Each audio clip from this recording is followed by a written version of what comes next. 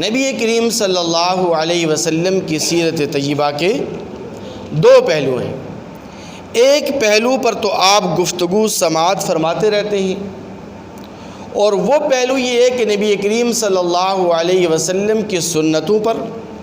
آقا علیہ الصلوۃ والسلام کے طور طریقوں پر جو بھی شخص عمل کرے گا، اللہ تبارک و تعالی اسے دنیا و آخرت کی کامیابیاں اور کامرانیاں عطا فرمائیں گے۔ اور قرآن بھی کہتا ہے وَمَنْ أَطَاعَ اللَّهَ وَرَسُولَهُ فَقَدْ فَازَ فَوْزًا عَظِيمًا، کہ جس نے اللہ اور اللہ کے رسول کی اطاعت کی وہ دنیا اور آخرت کا سب سے بڑا کامیاب ترین انسان ہے، اسے دنیا و آخرت کی عظیم کامیابی کو پا لیا ہے۔ لیکن نبی کریم صلی اللہ علیہ وسلم کی سیرت طیبہ کا دوسرا فیض یہ ہے، نبی کریم صلی اللہ علیہ وسلم کی سیرت طیبہ کا دوسرا پہلو یہ ہے، اور اس پہلو کو عام طور پر نہیں بیان کیا جاتا، اور وہ پہلو یہ ہے کہ جس کام کو نبی کریم صلی اللہ علیہ وسلم نے جس طریقے پر کیا، جس کام کو جس طریقے پر نبی کریم صلی اللہ علیہ وسلم نے کیا، اس کام کو کرنے کا اس سے بہتر طریقہ اس دنیا میں ہو ہی نہیں سکتا۔ اس پہلو پر میں تھوڑی سی آپ کو گفتگو اور آپ کی سماعتوں میں اور آپ کی معلومات میں اضافہ کرنا چاہتا ہوں۔ ذرا توجہ کے ساتھ بات کو شروع سے لے کر آخر تک سماعت فرمائیے گا کہ نبی کریم صلی اللہ علیہ وسلم نے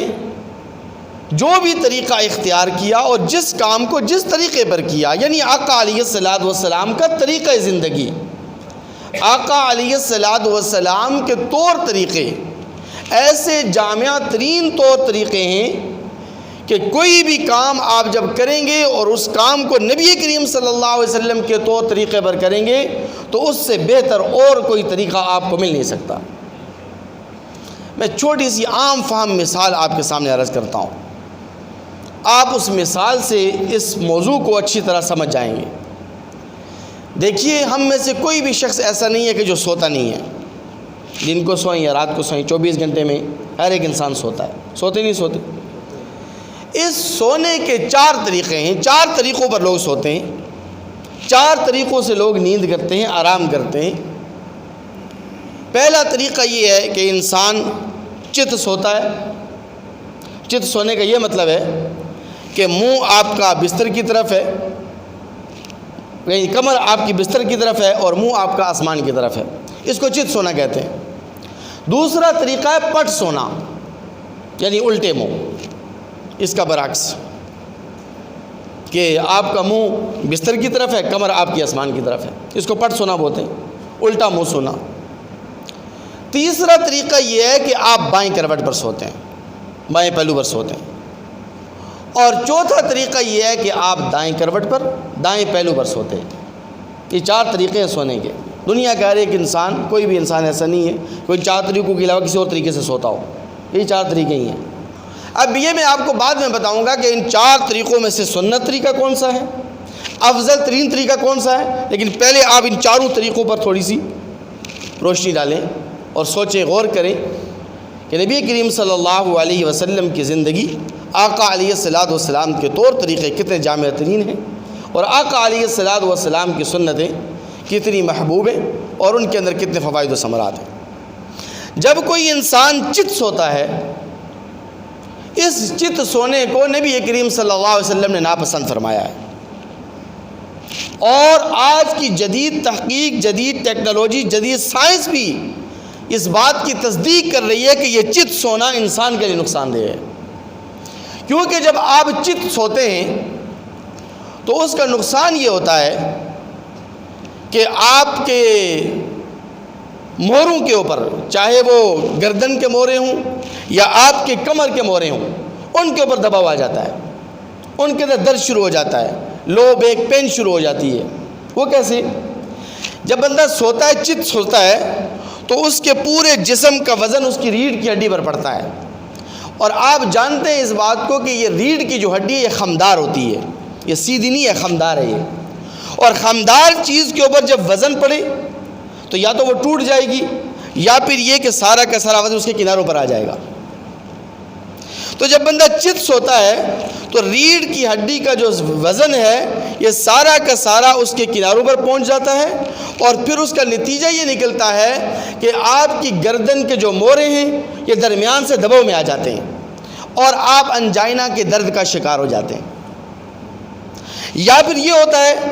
کہ جب اس خمدار ہڈی کے اوپر یعنی ریڑھ کی ہڈی کے اوپر جب وزن پڑتا ہے تو آپ کے کمر کے نچلے حصے کے جو موڑے ہیں وہ درمیان سے دباؤ میں آ جاتے ہیں،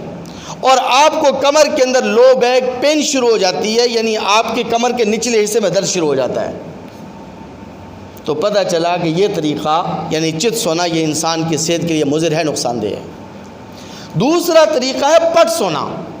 جو کہ آج کل کے نوجوان سوتے ہیں الٹے منہ۔ یہ انتہائی نقصان دہ ہے، اور اس کا نقصان یہ ہے کہ جب بندہ پٹ سوتا ہے تو اس کا نتیجہ یہ نکلتا ہے کہ آپ کی جو آنتیں ہیں یہ اوپر ہو جاتی ہیں، آنتیں آپ کی اوپر ہیں، اور پھر دوسرا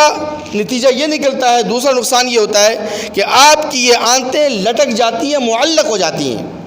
اور جب آنتیں لٹک جائیں، معلق ہو جائیں تو پھر ان آنتوں کو آپس میں گانٹھیں لگ جاتی ہیں، یہ جڑ جاتی ہیں، آپس میں جوائنٹ ہو جاتی ہیں۔ اور آپ کسی بھی ڈاکٹر سے پوچھیں، کسی بھی طبیب سے پوچھیں کہ جب آنتوں میں گانٹھیں لگ جائیں، آنتیں آپس میں جڑ جائیں، جوائنٹ ہو جائیں، تو بغیر آپریشن کے بھی اس کا کوئی علاج نہیں ہے۔ دنیا کا کوئی بھی ڈاکٹر، بڑے سے بڑا ڈاکٹر بھی بغیر آپریشن کے آپ کا علاج نہیں کرا سکتا، نہ کر سکتا ہے۔ تو پتہ چلا کہ یہ طریقہ بھی نقصان دہ ہے، اور نبی کریم صلی اللہ علیہ وسلم نے بھی اس طریقے کو ناپسند کیا ہے۔ تیسرا طریقہ ہے سونے کا بائیں کروٹ پر۔ جب بندہ بائیں کروٹ پر سوتا ہے تو آپ کو پتہ ہے دل اس طرف ہے، ایسے ہی ہے۔ جب آپ بائیں کروٹ پر سوئیں گے تو آپ کے پورے جسم کا جو وزن ہے، پوری باڈی کا جو وزن ہے، یہ آپ کے دل پر آ جائے گا، دل آپ کا دباؤ میں ادھر آ جائے گا، اور جسم میں خون کی جو گردش ہے اور خون کی جو مقدار ہے وہ معمول کی رفتار سے کم ہو جائے گی۔ اس کے دو نقصانات ہیں، اس بائیں کروٹ پر سونے کے دو نقصانات ہیں۔ پہلا نقصان یہ ہوتا ہے کہ آپ کی نیند بہت گہری ہو جائے گی، اتنی گہری نیند ہوگی کہ آپ الارم لگائیں گے تبھی فجر کی نماز کے لیے نہیں اٹھ پائیں گے۔ اور اس سے بڑا نقصان یہ ہوگا کہ آپ جب صبح اٹھیں گے 8-10 گھنٹے کی نیند کرنے کے بعد تب بھی آپ فریش نہیں ہوں گے، آپ کے کمر میں درد، آپ کے دماغ پر اور سر میں درد اور بوجھ آپ کو محسوس ہوگا۔ اور دوسرا نقصان یہ ہے کہ بائیں کروٹ پر سونے کا کہ آپ کو ڈراؤنے خواب زیادہ نظر آئیں گے، پھر آپ صبح روزانہ پریشان ہوں گے، آج رات کو میں نے یہ خواب دیکھ لیا، ایسی ڈراؤنی شکلیں، ایسے سانپ، ایسے بچھو میں نے دیکھ لی۔ تو پتہ چلا کہ یہ طریقہ یعنی بائیں کروٹ پر سونا یہ بھی کیا ہے، ناپسندیدہ بھی ہے، انسان کی صحت کے لیے مضر بھی ہے اور نقصان دہ بھی ہے، اور نبی کریم صلی اللہ علیہ وسلم نے اس کو بھی ناپسند کیا ہے۔ چوتھا طریقہ ہے دائیں کروٹ پر سونا، دائیں پہلو پر سونا، اور یہی طریقہ سنت بھی ہے، یہی طریقہ میرے اور آپ کے محبوب پیغمبر صلی اللہ علیہ وسلم کا پسندیدہ ترین طریقہ بھی ہے۔ اور اس کا طریقہ یہ ہے کہ آپ دائیں کروٹ پر اس طرح سوئیں کہ آپ اس ہتھیلی کو، دائیں ہاتھ کی اس ہتھیلی کو اپنے رخساروں کے نیچے رکھیں اور آپ دائیں کروٹ پر سو جائیں، اور بائیں کروٹ پر آپ اپنے اس بائیں ہاتھ کو یہاں پر رکھیں اور آپ سو جائیں۔ یہ دائیں کروٹ پر سونا یہ چوتھا طریقہ ہے، اور یہی طریقہ نبی کریم صلی اللہ علیہ وسلم کا مبارک طریقہ ہے۔ اس مبارک طریقے کے اوپر، اس مسنون طریقے کے اوپر سونے کا فائدہ یہ ہے کہ اب آپ کا جو دل ہے یہ اوپر ہو گیا، آپ کے دل پر کوئی دباؤ نہیں ہے۔ جب دل پر دباؤ نہیں ہے تو پھر آٹومیٹکلی آپ کو اس کے دو فائدے حاصل ہو جائیں گے۔ ایک تو یہ کہ آپ کی نیند گہری نہیں ہوگی، آپ کی نیند گہری، دوسرا کہ آپ کو ڈراؤنے خواب بھی نظر، تیسرا کہ جب آپ 1 گھنٹہ یا 2 گھنٹے یا 3-4 گھنٹے بھی آپ نیند کر لیں گے رات کو تو صبح آپ نے آپ کو بالکل فریش محسوس کریں گے، تازہ دم اپنے آپ کو محسوس کریں گے۔ الارم بھی لگانے کی ضرورت نہیں پڑے گی، اور اگر الارم بجے گا بھی تو فوراً آپ اٹھ پائیں گے کیونکہ آپ کی نیند پوری ہو چکی ہوگی۔ تو اب مجھے آپ یہ بتلائیے کہ یہ آج 1450 سال کے بعد جدید ٹیکنالوجی اور سائنس اس بات کی تصدیق کر رہی ہے کہ یہ دائیں کروٹ پر سونا یہ انسان کی صحت کے لیے مفید ہے، اس میں کوئی نقصان نہیں ہے، جبکہ یہ بات میرے اور آپ کے محبوب پیغمبر صلی اللہ علیہ وسلم نے آج سے 1450 سال پہلے فرما دی تھی کہ دائیں کروٹ پر انسان کو سونا چاہیے۔ تو بتلائیے کس کا طریقہ بہتر ہوا؟ نبی قسم کا طریقہ بہتر ہے یا نہیں ہے؟ نبی اسلم کے طریقوں میں اور سنتوں میں فوائد و ثمرات ہیں یا نہیں ہیں؟ تو سائنس جتنی بھی تحقیق کر لے، یہ سائنس ہمیشہ بھٹکتی رہتی ہے، اور جہاں بھی سائنس کو اپنی منزل ملتی ہے، اور جب بھی اس کو منزل ملے گی سائنس کو، تو اس کو نبی کریم صلی اللہ علیہ وسلم کے قدموں کے نشانات پر آنا پڑے گا۔ نبی کریم صلی اللہ علیہ وسلم کے قدموں میں پہنچ کر وہ کسی نتیجے پر پہنچے گی۔ تو جس سے یہ بات روز روشن کی طرح واضح اور عیاں ہو گئی کہ جس کام کو نبی کریم صلی اللہ علیہ وسلم نے جس طریقے پر کیا، اس سے بہتر کوئی طریقہ، اس کام کو کرنے کا اس سے بہتر طریقہ اس دنیا میں ہو نہیں سکتا ہے۔ وعلی ھذا القیاس آپ جتنی بھی اور مثالیں ہیں، جتنے بھی اور آپ کے معاملات ہیں زندگی بھر کے 24 گھنٹے کے، ان تمام معاملات کو آپ اسی